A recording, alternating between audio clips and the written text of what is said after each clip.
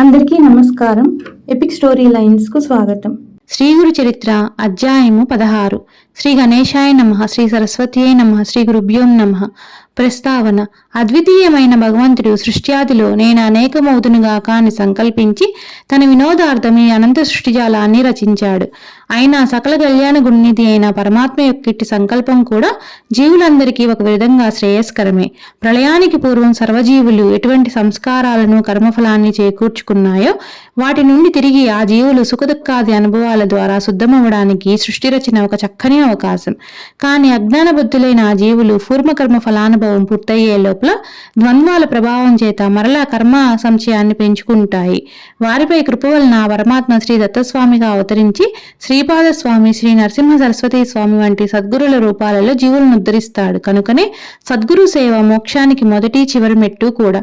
సద్గురువు త్రిమూర్త్యాముకుడు, పరబ్రహ్మము కూడా. ఈ విశ్వమంతా ఆయన రూపమే. గురుభావంతో దేనిని అచంచలమైన దీక్షతో సేవించినా మానవుడు గమ్యాన్ని చేరవచ్చు. కానీ సామాన్యులకు ఏ వస్తువునైనా వ్యక్తినైనా పరిపూర్ణమైన గురుభావంతో సేవించడానికి తగిన సంస్కార బలం ఉండదని ఈ అధ్యాయంలోని గురుపరాజాన్ముకుడైన విప్రుని వృత్తాంతం తెలుపుతుంది. సర్వం కల్విదం బ్రహ్మ, ఇదంతా బ్రహ్మ అని శృతులు చెప్పిన అలాంటి భావంతో ప్రాణులు వస్తువులతోనూ వ్యవహరించడం పామరుల వలన కాదు. కనుకనే సద్గురువుల రూపంలో శ్రీ దత్తాత్రేయుడే అవతరించి తన మహిమతో వారి భక్తి విశ్వాసాలను చూరగని వారిని ఉద్ధరిస్తాడు. వివేకం లేని భక్తులకు గురువు పట్ల స్థిరమైన భక్తి విశ్వాసాలు ఉండవు. అందుకే ఎక్కువ మంది ఆత్మజ్ఞానాన్ని పొందలేరు. మనుష్యానాం సహస్రేషు కచ్చిద్యతి సిద్ధయే. జ్ఞానసిద్ధికై యత్నించేవాడు 1000కి ఒకరుంటారని, అట్టి వారిలో కూడా లక్ష్యాన్ని సాధించేవారో కొద్దిమందో ఉంటారని భగవద్గీత చెబుతుంది. పూర్ణ దత్తావతారమైన గురువు సకల గురుస్వరూపి కనుక అవివేకంతో గురువుని విడిచిన అజ్ఞానాందుని చేత పూర్వగురుని స్మరింపచేసి అతనికి దర్శనమిచ్చి ఉద్ధరించగలరని ఈ అధ్యాయం తెలుపుతుంది. శ్రీ సాయి చరిత్రలో ఇలాంటి లీలెన్నో చూడవచ్చు. పూర్ణుడైన నిజమైన సద్గురుడు నమ్రతతో శాస్త్ర ప్రతిష్టను కాపాడుతాడు. దౌమ్యుడు శిష్యుని చేత అశ్విని దేవతలను స్తుతింపజేసి తిరిగి కనులొచ్చేలా చేశాడు. ప్రాయశ్చిత్త కాండలో శ్రీగురుడు అలానే చెప్పడం గమనించాలి.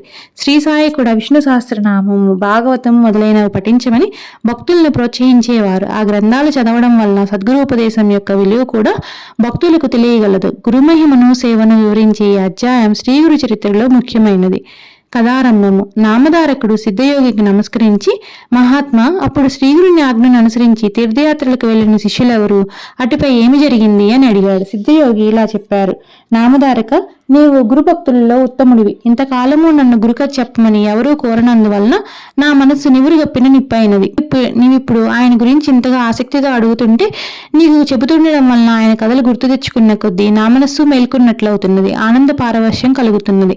నీవు కూడా నాకెంతో ఉపకారం చేశావు. నీ వయసులో చిన్నవాడివైన శ్రీగురుని అనుగ్రహం వలన లోకశ్రేష్ఠుడు అవుతావు. నీ వంశమంతా పుత్ర పౌత్ర ధన ధాన్యాలతోనూ సుఖశాంతులతోనూ విలసిల్లుగాక. శ్రీగురు చరిత్ర చెప్తాను. అది మానవులకు కోరనదగినన్ని ప్రసాదించడంలో కామధేనువు వంటిదని ప్రమాణం చేసి చెబుతున్నాను. శ్రద్ధగా విను. శ్రీగురు ఆజ్ఞను అనుసరించి శిష్యులందరూ తీర్థయాత్రలకు వెళ్లారు. నేను మాత్రం వారిని సేవిస్తూ వారి చెంతనే ఉండిపోయాను. అప్పటి నుండి 1 సంవత్సరం పాటు శ్రీగురుడు వైద్యనాథంలో గుప్తంగా ఉండిపోయాడు. ఒకనాడు ఒక బ్రాహ్మణుడు వచ్చి స్వామికి సాష్టాంగ నమస్కారం చేసి, స్వామి, నేను ఆత్మసిద్ధికి ఎంతో కాలం తపస్సు చేసినా కానీ నా మనసు ఏమాత్రం ప్రశాంతం అవ్వలేదు. కానీ మీ దర్శనం చేత నాకెంతో ఆనందం కలుగుతున్నది. నా మనసు స్థిరమవ్వకపోవడానికి కారణం ఏమిటి? మీరు లోకాన్ని తరింపచేయడానికి అవతరించిన దైవ స్వరూపులు, నన్ను అనుగ్రహించి నాకు తగిన ఉపదేశం చేయండి. మిమ్మల్ని శరణ వేడుతున్నాను అన్నాడు. శ్రీగురుడు నవ్వి, నాయన, నీవు గురువును ఆశ్రయించుకున్నానే తపస్సు ఎలా చేశావని అడిగారు. అతడి కన్నీరు కారుస్తూ, స్వామి, నేను ఒక గురువును ఆశ్రయించి చాలా కాలం సేవించాను. కానీ ఆయన నా చేత అన్ని సేవలు చేయించుకుంటూ నన్ను ఎప్పుడూ తిడుతుండేవారు. కానీ నాకేమీ నేర్పలేదు. ఎప్పటికప్పుడు నీకు ఇంకా బుద్ధి స్థిరం కాలేదు అని చెప్పి నాకు వేదం కానీ శాస్త్రం కానీ భాష్యం కానీ చెప్పలేదు. అందువల్ల నేను ఒకసారి ఆయన చెప్పిన సేవ చేయలేదు. అప్పుడు ఆయన నాపై కోపించి తీవ్రంగా నిందించారు. వెంటనే నేను ఆయన్ని విడిచి వచ్చేశాను అని చెప్పాడు. శ్రీగురుడు ముక్కు మీద వేలు వేసుకుని, అయ్యో బ్రాహ్మణుడు, ఎంత పని చేశావు? నీవు చేసిన పని ఆత్మహత్యతే, అంతటి మహాపాపం. నిజానికి నీవే నీలోని దుర్గుణాలను తెలుసుకునలేక గురువు నిందిస్తున్నావు. నీకు ఇంక మనసు నిశ్చలం ఎలా అవుతుంది? దొరికిన కామధేనువు వంటి గురువును విడిచి నీవెక్కడికి పరిగెడితే మాత్రం నీకు జ్ఞానం ఎలా వస్తుంది? గురుద్రోహికి ఇహంలోనూ పరంలోనూ సుఖముండదు. ఇతడికి జ్ఞానమే ఎన్నటికీ కలగదు. అనాంధకారంలో చిక్కుపడవలసిందే. గురువును ఎలా సేవించాలో తెలిసిన వాడికి వేదాంగాలు తెలిసి సర్వజ్ఞుడవుతాడు. అష్టసిద్ధులు అతనికి అధీనమవుతాయి. నీ వంటి గురుద్రోహి ముఖం చూడడం కూడా అపశకనమవుతుంది. దేవాలయంలో మల విసర్జన చేసి అందుకు తిట్టిన వాడిని తప్పుపట్టినట్లున్నది నీ పని. అప్పుడు ఆ విప్రుడు భయపడి దుఃఖంతో స్వామి పాదాలపై పడి, పరమగురు జ్ఞానసాగర, బుద్ధిహీనుడనైన నేను తెలియక గురుద్రోహం చేశాను. గురువును ఎలా తెలుసుకోవాలో సేవించాలో తెలిపి నన్ను ఉద్ధరించండి అని దీనాతి దీనంగా ప్రార్థించాడు. అప్పుడు శ్రీగురుడు అతని దైన్యానికి కరిగిపోయి అపార కరుణతో ఇలా చెప్పాడు. నాయన, గురువే తల్లి తండ్రి, ఆయనయే బ్రహ్మ విష్ణు మహేశ్వరుల ప్రత్యక్ష రూపం. నిజమైన మేలు చేయగలవారు ఆయన ఒక్కరు, ఇందుకు సందేహం లేదు. ఏకాగ్రమైన శ్రద్ధాభక్తులతో పట్టుదలతో గురువును సేవించాలి. ఇది తెలిపేటందుకు నీకు ఒక పురాణ ఉపాఖ్యానం చెప్తాను విను. ద్వాపరయుగంలో ధౌమ్యుడనే మహర్షి ఉండేవారు. ఆయన దగ్గర అరుణి, బైదుడు, ఉపమన్యువు అనే ముగ్గురు శిష్యులు వేదం అభ్యసిస్తూ ఆయన శ్రద్ధతో సేవిస్తుండేవారు. అహంకారం మొదలైన దోషాలతో కలిగి మనసు శుద్ధి కలగడానికి వెనుకటి గురువులు శిష్యుల చేత సేవలు చేయిస్తుండేవారు. అతని సేవను బట్టి అతని గురుభక్తిని మనశుద్ధిని నిరూపించి అనుగ్రహించేవారు. ఒకనాడు ధౌమ్యుడు అరుణుని పిలిచి, నీవు మన పొలానికి వెళ్లి చెరువు నుండి దానికి నీరు పెట్టు, లేకపోతే వరిపైరు ఎండిపోతుంది అని చెప్పారు. అరుణి వెంటనే వెళ్లి చెరువు నుండి కాలువ ద్వారా నీరు పెట్టాడు. కానీ కాలువకు ఒక చోట గండిపడి నీళ్లన్నీ పల్లానికి పోతున్నాయి. మట్టి రాళ్ళు ఎంత వేసినా కట్ట నిలవలేదు. అప్పుడు అతడు ప్రాణం పోయినా సరే గురువు చెప్పిన చేసి తీరాలన్న నిశ్చయంతో ఆ గండికి తాను అడ్డుపడుకొని గురువుని ధ్యానిస్తున్నాడు. అప్పుడు ఆ నీరు అతని మీదుగా పొలానికి ప్రవహించింది. చీకటి పడినా కూడా అరుణి ఆశ్రమానికి రాకపోయేసరికి ధౌమ్యుడు వచ్చి పొలం నిండుగా నీరుండడం గమనించాడు. కానీ శిష్యుడే కనిపించలేదు. అతడు ఏ పులిపారనైనా పడ్డాడేమోనని అనుమానించి ఆయన శిష్యుని కోసం బిగ్గరగా పిలిచాడు. అరుణి సమాధానమియ్యలేక కొంచెంగా శబ్దం చేశాడు. దాన్ని బట్టి ధౌమ్యుల వారు వచ్చి శిష్యుని లేవనెత్తి కౌగిలించుకొని సంపూర్ణంగా అనుగ్రహించారు. వెంటనే అతడు సర్వశాస్త్ర పారంగతుడైనాడు. అప్పుడు ధౌమ్య మహర్షి, నాయన, నీవింటికి వెళ్లి తగిన కన్యను వివాహమాడి స్వధర్మం ఆచరించి కృతార్థుడవుతావు అని ఆదేశించాడు. ఒకరోజు ధౌమ్యుడు తన రెండవ శిష్యుని పిలిచి, నాయన, పైరు పంటకొచ్చింది. నీవు రోజు కావలి కాచి పైరు కోసి ధాన్యం ఇంటికి చేర్చు అని చెప్పారు. బైదుడు తనకు గురుసేవ లభించినందుకు సంతోషించి పైరునెంతో జాగ్రత్తగా సంరక్షించి పంట పక్వానికి వచ్చాక కోయించాడు. తర్వాత ధాన్యం రాశిగా పోయించి ఆ సంగతి గురువుకు చెప్పాడు. ఆయన అతనికి ఒక బండి, ఒక దున్నపోతుని ఇచ్చి ధాన్యం ఇంటికి చేర్చమని చెప్పారు. అతడు ఆ బండి కాడికి ఒక పక్క ఆ దున్నపోతుని కట్టి మరొక దున్నపోతు లేనందున రెండో వైపు కాడిని తన భుజాన వేసుకుని ధాన్యం ఇంటికి తీసుకువస్తున్నాడు. దారిలో ఒక చోట బురదలో ఆ దున్నపోతు కూరుకుపోయింది. అప్పుడు బైదుడు దున్నపోతుని విడిపించి తానొక్కడే బండిని బురదలో నుంచి లాగడానికి ప్రయత్నించి ఆ శ్రమ కోరవలేక స్పృహ తప్పి పడిపోయాడు.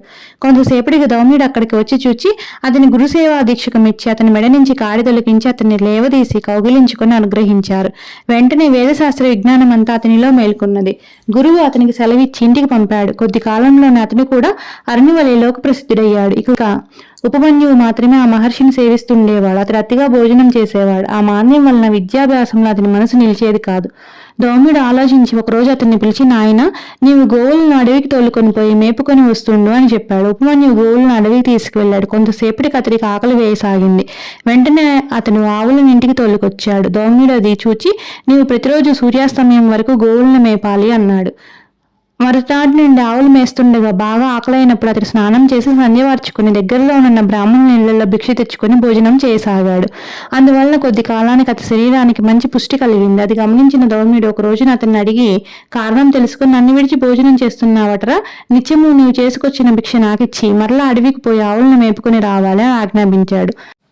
ఉపమన్యువు కొంచెమైనా బాధపడక అలానే చేసి ఆవుల దగ్గర దూడలు తాగగా మిగిలిన పాలు తాగి ఆకలి తీర్చుకోసాగాడు. అందువలన కొద్ది కాలంలోనే అతని శరీరం మరింత లావెక్కింది. ఒకరోజు ధౌమ్యుల వారు అందుకు కారణం అడిగి తెలుసుకొని, ఒరే, పశువులు ఎంగిలి పాలు తాగితే పశువు వలె నీవు కూడా బుద్ధిహీనుడు అవుతావు, కనుక త్రాగవద్దు అని నిషేధించారు. ఆ మరునాడు ఆకలి వేస్తుంటే జిల్లేడు పాలు ఎంగిలేవి కావని తలిచి వాటిని ఒక దొప్పలో పడుతుండగా ఆ పాలు అతని కళ్ళల్లో చింది అతని రెండు కళ్ళు కనిపించలేదు. తర్వాత అతడు గోవులను వెతుక్కుంటూ పోతూ ఒక బావిలో పడిపోయాడు. సూర్యాస్తమయమైన శిష్యుడి ఇంటికి రాకపోయేసరికి అతన్ని వెతుకుతూ ధౌమ్యుల వారు అడవికి వెళ్లారు. ఆయన కేక విని ఉపమన్యువు బావిలో నుండే సమాధానమిచ్చాడు. ఆ మహర్షి బావి వద్దకు వెళ్లి అతని దుస్థితి తెలుసుకొని అశ్వినీ దేవతలను ప్రార్థించమని చెప్పారు. ఉపమన్యువు అలా చేయగానే అతనికి దృష్టి వచ్చింది. వెంటనే అతడు బావి నుండి బయటకు వచ్చి గురువుకు నమస్కరించాడు. ధౌమ్యుడు అతని గురుభక్తికి మెచ్చి అతని తలపై చేయి పెట్టి, నాయన, నీ కీర్తి 4 దిక్కులా వ్యాపిస్తుంది. నీ శిష్యులు కూడా నీ అంతటి వారవుతారు. వారిలో ఉదంకుడనే శిష్యుడు తన గురుభక్తి చేత నాగలోకాన్ని జయించి నాగకుండలాలు నీకు దక్షిణగా సమర్పించగలడు. నీ కీర్తిని శాశ్వతమునర్చగలడు అని ఆశీర్వదించాడు. అతడి గురుకృప వలన వేదశాస్త్ర పారంగతుడై ఇంటికి వెళ్లి గృహస్థాశ్రమం స్వీకరించాడు. కాలాంతరంలో దౌమిల వారి ఆశీర్వచనం పూర్తిగా ఫలించింది. కనుక నాయన, గురుని అనుగ్రహంతో పొందలేనిది ఏదీ లేదు. గురుద్రోహం వలన ఇహపరాలలో సుఖమే ఉండదు సరికదా. నీవెంత తిరిగినా వ్యర్థమే. కనుక నీవు వెంటనే వెళ్ళి నీ పూర్వ గురువునే ఆశ్రయించి ఆయన్ని ప్రసన్నం చేసుకో. ఆయన ప్రసన్నుడైతే నీకు వెంటనే మనస్సు స్థిరమవుతుంది అని చెప్పారు. శ్రీగురుని మాటలు విన్న బ్రాహ్మణుడు, స్వామి, నేను అజ్ఞానం వలన గురుద్రోహం చేసిన మాట నిజమే. నేను చేసిన అపరాధాలు కూడా ఎన్నో. విరిగిన నా గురువు మనస్సు అతకడం సాధ్యం కాదు. కనుక ఇక నేను బ్రతికి ఏమి ప్రయోజనం? నా పాపానికి పరిహారంగా ప్రాణాలైనా విడుస్తాను అని తీవ్రమైన పరితాపంతో ఆత్మహత్యకు సంసిద్ధుడయ్యాడు. అప్పుడు శ్రీగురుని మనస్సు కరిగి, నాయన, తీవ్రమైన పరితాపం వలన నీ దోషం నశించి వైరాగ్యం కలిగింది. ఇప్పుడు నీ గురువును మనసారా స్మరించు అని చెప్పి అతన్ని ఆశీర్వదించారు. వెంటనే అతని కంఠం గద్గదమై శరీరమంతా రోమాంచితమైంది. కన్నులు ఆనంద బాష్పాలతో నిండాయి. అతడు కృతజ్ఞతతో స్వామి పాదాలకు నమస్కరించగానే వేదశాస్త్రాల సారం అతని హృదయంలో ఉదయించింది. అప్పుడు శ్రీగురుడు, నాయన, నేను చెప్పిన గురి మహిమ హృదయంలో నిలుపుకొని నీవు నీ గురువు వద్దకు వెళ్ళు. నీవు నమస్కరించగానే ఆయన ప్రసన్నుడవుతాడు. ఆయనే నేనని తెలుసుకో అన్నారు. అతడు అలానే చేసి తర్వాత ముక్తి పొందాడు. ఇలా 1 సంవత్సర కాలం వైద్యనాథంలో నివసించి తర్వాత శ్రీ నరసింహ సరస్వతి స్వామి దేశ సంచారం చేస్తూ కృష్ణా తీరంలో ఉన్న బిల్లవటి గ్రామంలోని భువనేశ్వరీ దేవి సన్నిధి చేరి అచ్చట కృష్ణావేణి సంగమంలో పడమట తీరాన ఉన్న ఉదంబర వృక్షం కింద కొంతకాలం గుప్తంగా నివసించారు. శ్రీ దత్తాయ గురువే నమః. శ్రీ శ్రీపాద శ్రీ వల్లభాయ నమః. శ్రీ నరసింహ సరస్వతియే నమః.